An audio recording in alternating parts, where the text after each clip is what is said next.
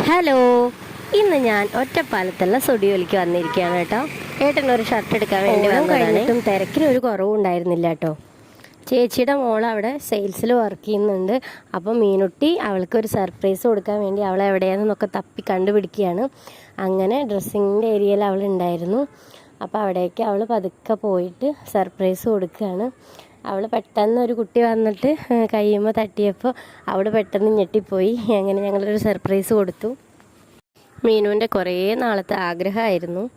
അങ്ങനെ ഞാൻ ട്രയൽ റൂമിലൊക്കെ കയറി ഇഷ്ടപ്പെട്ട 1-2 ഡ്രസ്സൊക്കെ വെറുതെ ഇട്ട് നോക്കി. ഫോട്ടോ എടുക്കാൻ വേണ്ടി മാത്രമാണ് കേട്ടോ. കാരണം ഓണം പർച്ചേസൊക്കെ മുന്നേ കഴിഞ്ഞിട്ടുണ്ടായിരുന്നു.